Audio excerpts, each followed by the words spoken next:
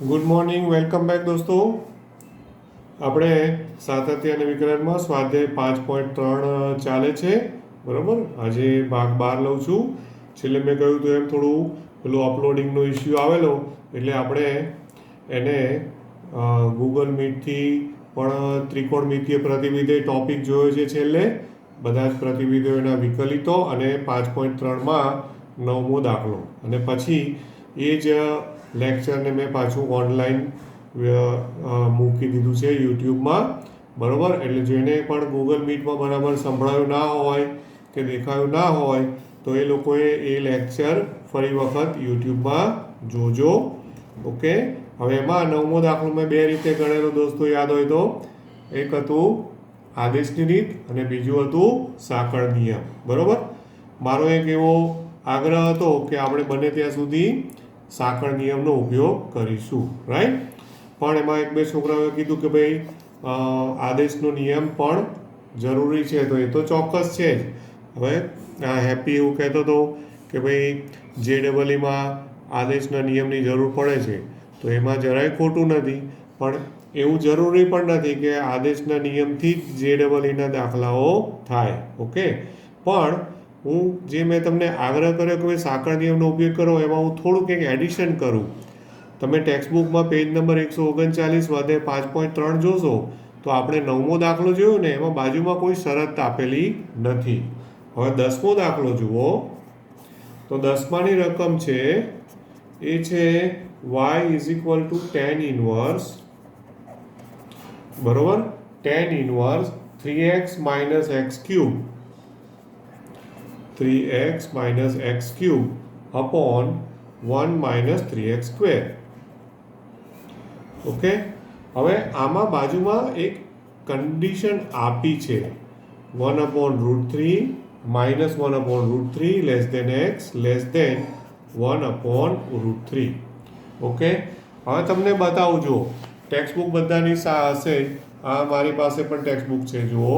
Okay, હવે આ જે ટેક્સ્ટબુક છે ને, રાઈટ, એ ટેક્સ્ટબુકમાં તમે ધ્યાનથી જોશો ને દાખલાઓ, તો એમાં એક વસ્તુ માર્ક કરો કે 10 નંબરના દાખલાથી બધા જ દાખલાઓમાં એને કોઈ કંઈક ને કંઈક શરત આપી છે. જો દેખાય છે, આ એક શરત છે, પછી આમાં પણ આપી છે શરત.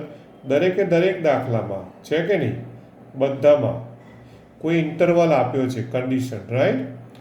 એટલે આ NCERTના દાખલાઓમાં એ લોકોએ આદેશવાળા દાખલાઓ છે ને એ પ્રમાણમાં થોડાક ઇઝી આપ્યા છે, એવું મારું માનવું છે.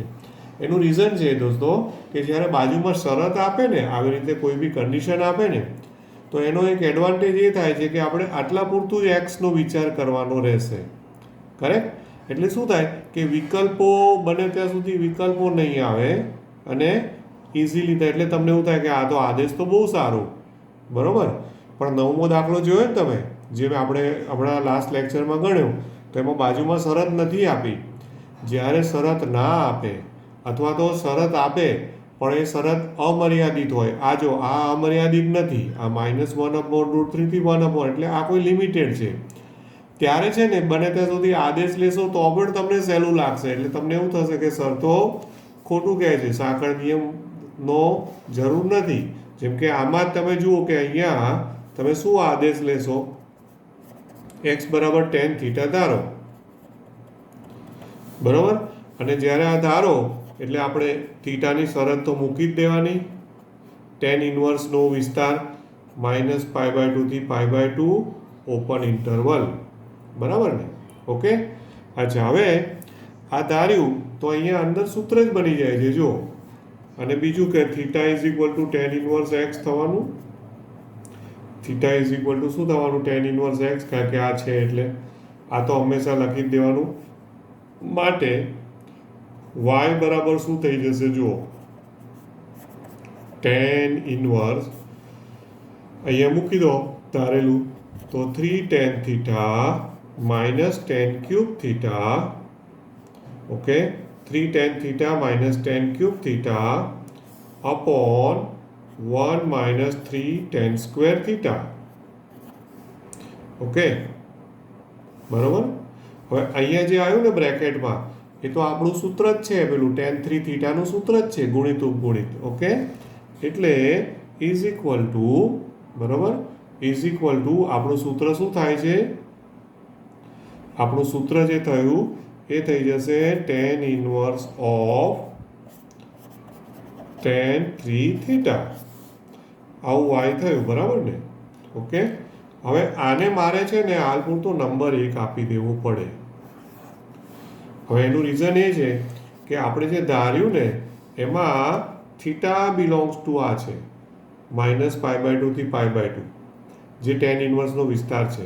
પણ અહીંયા થીટા નથી, અહીંયા શું છે? 3 થીટા છે, રાઈટ? ઓકે, તો 3 થીટાને પણ મારે આની વચ્ચે લાવી બતાવવું પડે તો જ હું આ ઇનવર્સનો કોન્સેપ્ટ, એકબીજાના ઇનવર્સ છે એનો ઉપયોગ કરી શકું, બરાબર ને? તો હવે તમે જુઓ કે આપણને કન્ડિશન શું આપી છે? તો કે ભાઈ -1/√3 x <1/√3. આ તો આપેલી જ કન્ડિશન છે, બરાબર છે? ઓકે, તો એમાં તમે tan ના કિંમતો મૂકો તો -1/√3 એટલે tan of -π/6. x કોના બરાબર ધારેલા છે? tan theta. અને આ શું છે? tan of π/3, બરાબર છે? ઓકે, હવે જો આમાં -π/6 એટલે ચોથું ચરણ અને π/6, સોરી, ઓકે, તો આ +π/6 એટલે પહેલું ચરણ. તો થોડુંક ચોથું ચરણ અને પહેલું ચરણ બંને આવ્યા, પણ કયું વિધેય છે દોસ્તો? tan. તો tan વિશે તમે શું જાણો છો? કે tan એ બધા જ ચરણમાં વધતું વિધેય છે, માટે અસમતા બદલાય નહીં. એટલે -π/6 θ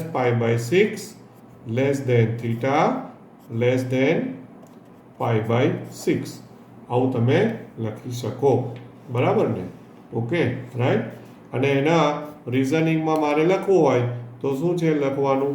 કયો ઇન્ટરવલ છે? તો કે ભાઈ -π/6 to π/6 છે.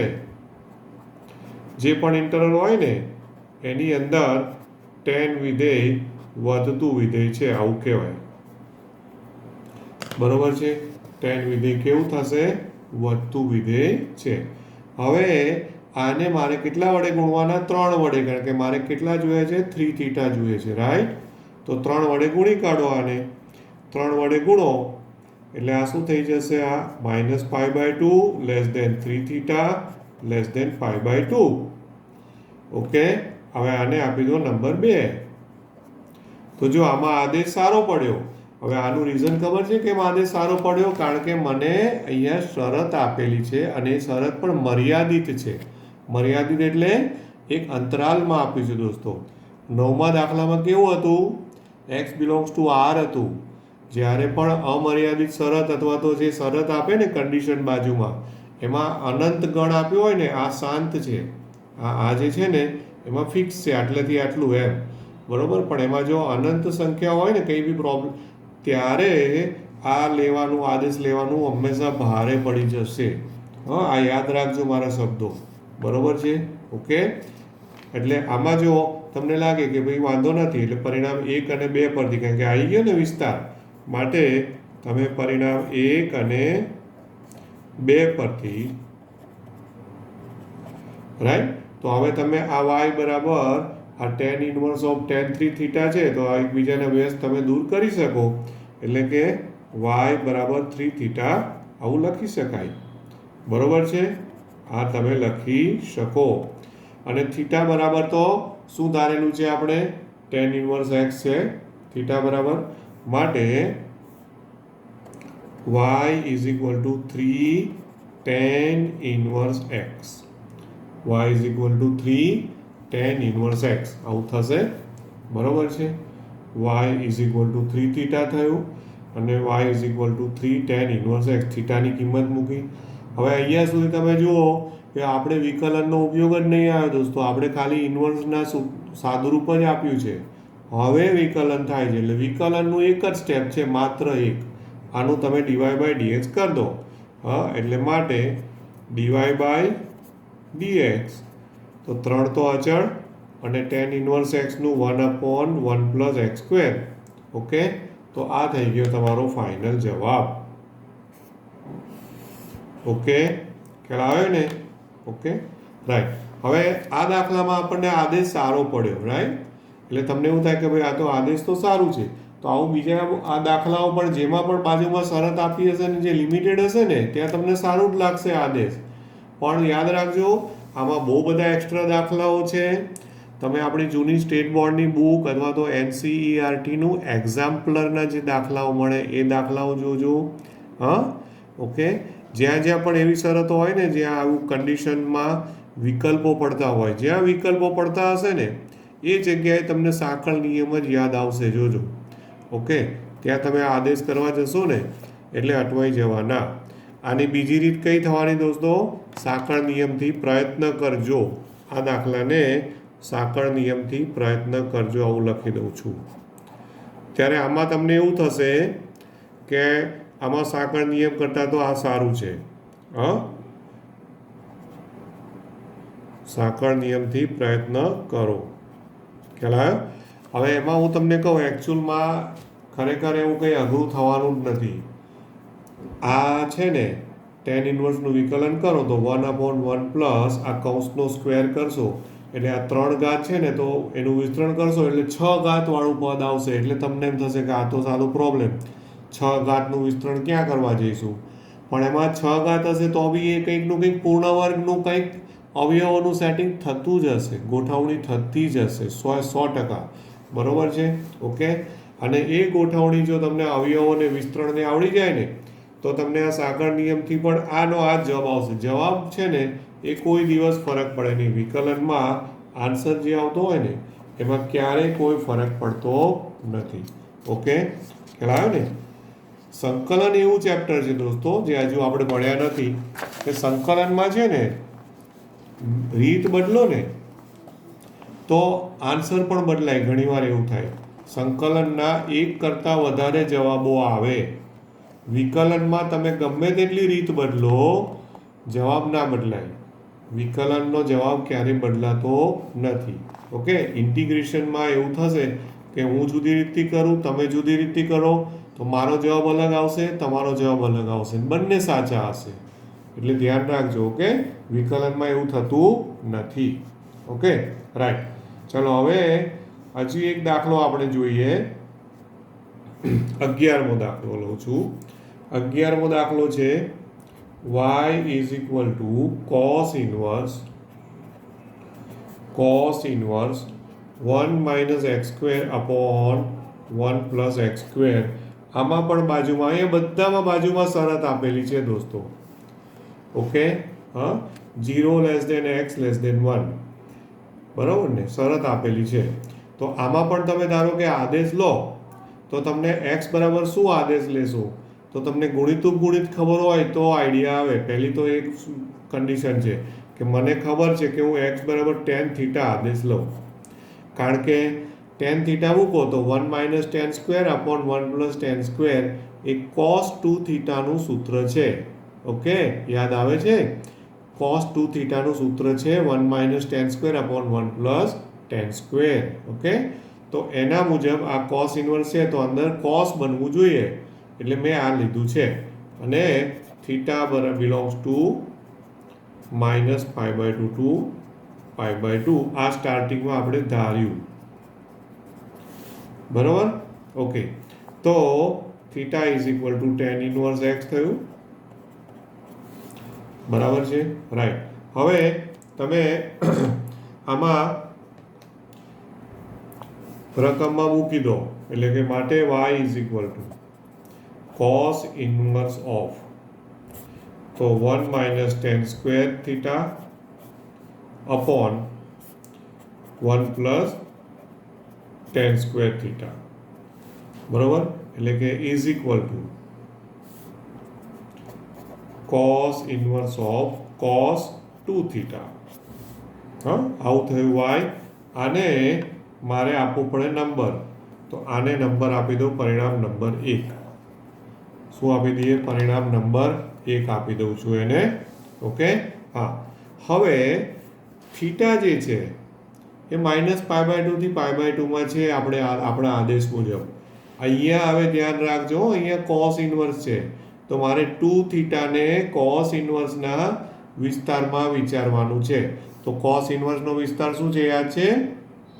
કોસ ઇન્વર્સનો વિસ્તાર ક્લોઝ ઇન્ટરવલ 0 થી પાઈ. શું છે વિસ્તાર? Close interval 0 to pi. Okay, હા. તો મારે 2 થીટાને 0 થી પાઈની વચ્ચે લાવવાના છે. હા, ઓકે.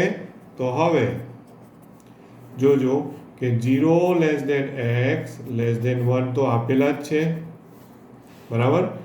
અચ્છા, હવે આપણે શું કરવાનું? આમાં 0 છે તો x બરાબર શું ધાર્યા છે તમે? tan થીટા ધાર્યા છે. ઓકે, x એટલે વચ્ચે tan થીટા છે, તો આજુબાજુ tan ની જ કિંમતો વિચારવાની.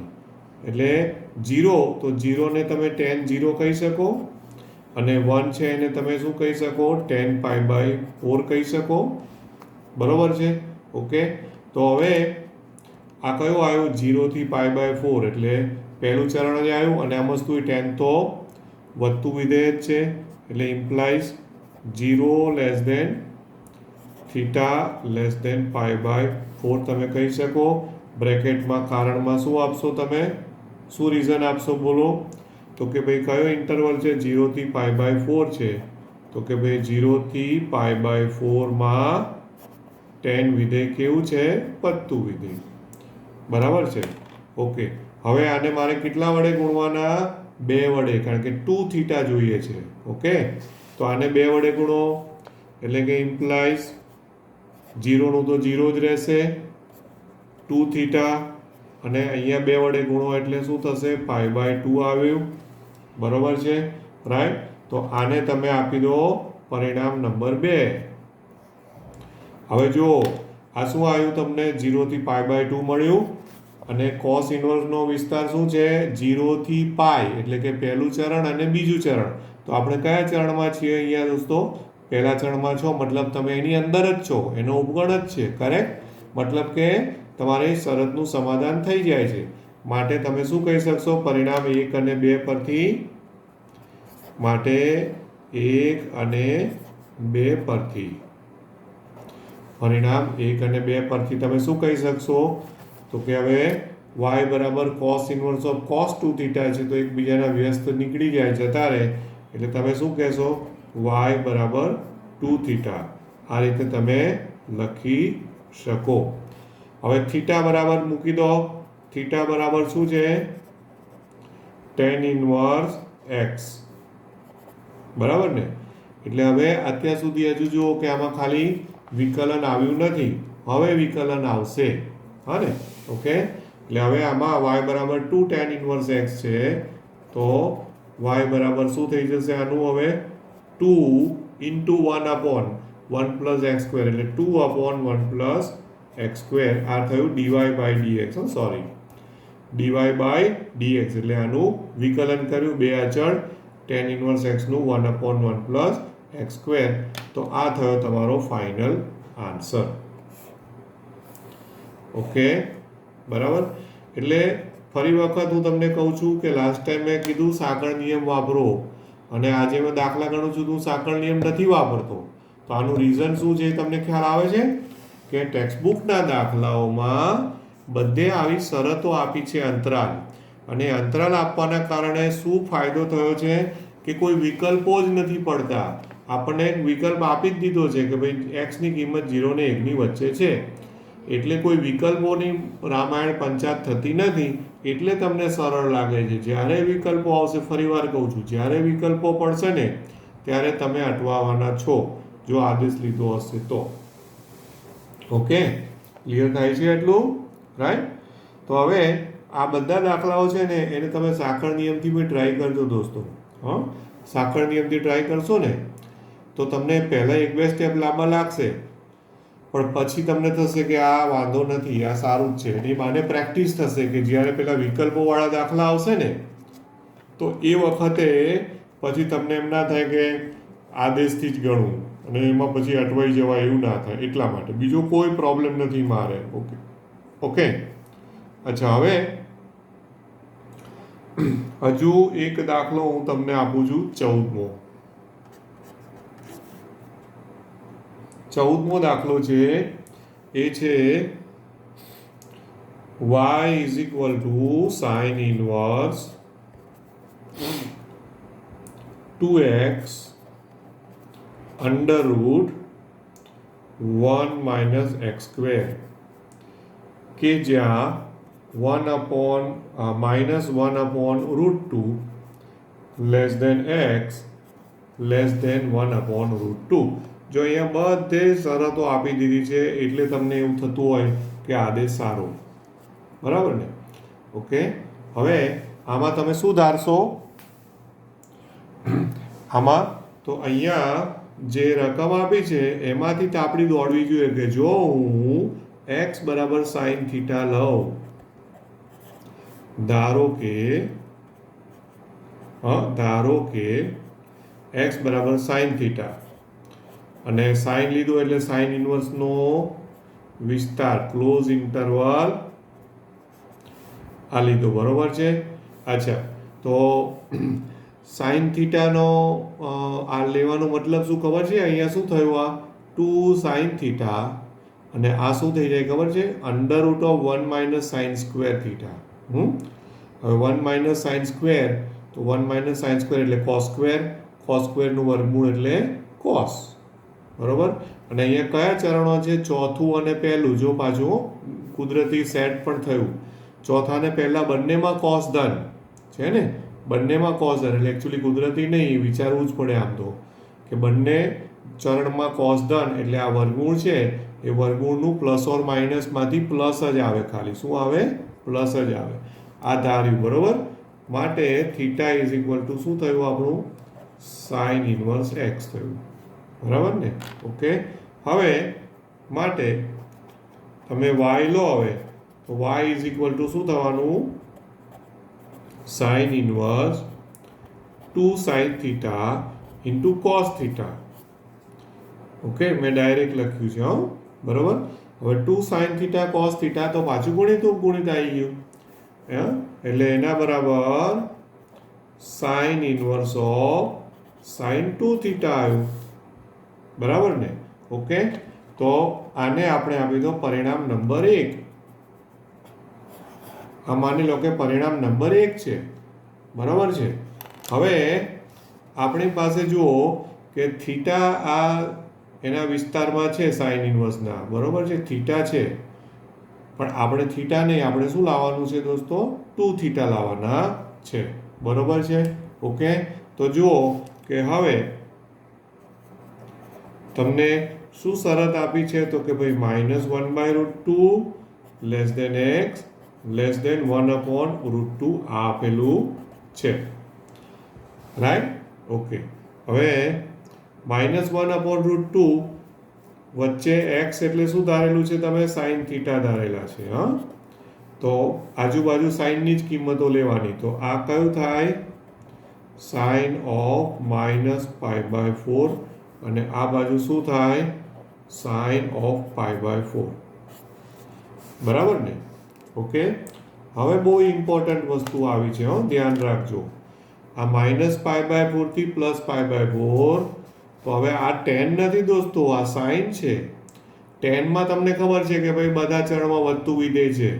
સાઇનમાં તો આમાં ચોથું ચરણ અડધું આવ્યું, -π/4 થી +π/4, એટલે ચોથું અડધું અને પહેલું અડધું, રાઈટ? હવે જો આકૃતિ દોરીને સમજાવું છું. ઓકે, ખ્યાલ? ધારો કે આ રીતે આપણે અક્ષો લીધી અને એ અક્ષોમાં આપણે ચોથું અને પહેલું ચરણ જ દોરીએ.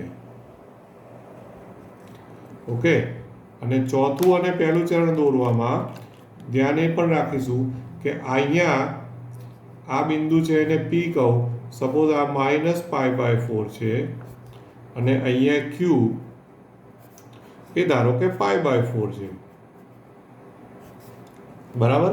ઓકે, તો આટલો ઇન્ટરવલ છે તમારી પાસે, આટલું છે. હવે જોજો, ધ્યાનથી જોજો, હા, બરોબર છે? ઓકે, હવે આ બિંદુ છે એના યામ કેટલા? 1 0, યાદ છે ને આ બધું? ઓકે, પછી આ -π/4 તો એની આગળ તમારે યામ લખવા હોય તો તમને ખબર છે એક્સ યામ એટલે કોસ અને વાય યામ એટલે સાઇન. તો આ ચોથું ચરણ છે એટલે કોસ ધન અને સાઇન ઋણ યાદ છે ને, ઓલ STC એટલે કોસ ધન અને સાઇન ઋણ. એટલે આની સંગત મારે મૂલ્યો લખવા હોય p π/4 ને સંગત, તો મારે કયા મૂલ્યો લખાશે ખબર છે? કોસ તો ધન એટલે 1/√2 જ આવે અને સાઇન શું આવે? -1/√2. બરોબર, ઓકે. અને આ ક્યુ છે તો પહેલા ચરણમાં જ છે, તો ત્યાં કઈ કિંમતો આવશે? બંને ધન આવશે, 1/√2 1/√2. હવે અહીંયા મારે ખાલી કયું વિધેય જોવાનું છે દોસ્તો? સાઇન જ જોવાનું છે. ઓકે, હવે ધ્યાનથી વોચ કરજો. સાઇન એટલે કયો યામ જોવાનો? વાય યામ. અહીંયા વાય યામ કેટલો છે દોસ્તો? -1/√2 છે. -π/4 થી +π/4 જાઓ તો તમે જુઓ કે સાઇનના મૂલ્યમાં શું થાય છે? વધારો ઘટાડો? તો આ -1/√2 છે એમાંથી 0 થયું એટલે કિંમત વધી કે નહીં? વધી ને. -1/√2 માંથી 0 એનો મતલબ કે આ ચોથું ચરણ છે, અહીંયા સાઇન કેવું છે? વધતું છે. પછી 0 માંથી પાછું 1/√2 આવ્યું એટલે ફરી પાછું વધ્યું, તો આપણે ફાવી ગયા. કેમ ખબર છે? કે બંને ભાગમાં, આ ચોથા ચરણમાં અને પહેલા ચરણમાં બંને ભાગમાં સાઇન વિધેય વધતું નીકળ્યું. આવું બોલું છું, વધતું નીકળ્યું. જરૂરી નથી કે આવું થાય. આમાં એ ફાયદો થયો કે મારે વિકલ્પો પાડવા ના પડ્યા, નહીં તો મારે શું કરવું પડે ખબર છે? બે વિકલ્પ પડી જાય. -π/4 થી 0 એક વિકલ્પ અને 0 થી π/4 બીજો વિકલ્પ. પણ મારે અહીંયા વિકલ્પ પાડવા નહીં પડે. એનું કારણ કે છેકથી છેક સાઇન વિધેય વધતું છે માટે. સાંભળી લેજો બરાબર. ઓકે, એટલે આવું દર વખતે થશે એવું જરૂરી ના માનતા, પણ આ દાખલામાં એવું થયું. બાકી મારે એ રીતે એકમ વર્તુળમાં વિચારી અને બે ભાગ કરીને વધતું ઘટતું અલગ કરવા પડે, પણ આમાં એ પ્રોબ્લેમ આવ્યો નથી. એટલે તમે અહીંયા લખી શકો છો ઇમ્પ્લાઇઝ -π/4 θ π/4. ઓકે, એટલે અસમતા બદલાય નહીં. લેસ ધેન હતું તો લેસ ધેન જ રહ્યું. એનું રિઝનિંગ શું આપશો કારણમાં? તો કે કારણમાં તમે શું લખશો? તો કે ભાઈ -π/4 to +π/4 માં સાઇન વિધેય કેવું નીકળ્યું? વધતું જ છે માટે. બરોબર છે, એટલા માટે આપણે બચી ગયા કહેવાઈએ. ઓકે, અને હવે આપણે શું બનાવવાનું છે? 2θ બનાવવાનું છે. એટલે હવે મારે આ અસમતાને કેટલા વડે ગુણવી પડે દોસ્તો? 2 વડે. તો 2 વડે ગુણો તો ઇમ્પ્લાઇઝ અને 2 વડે ગુણો એટલે શું થશે? -π/2 2θ π/2. બરાબર ને?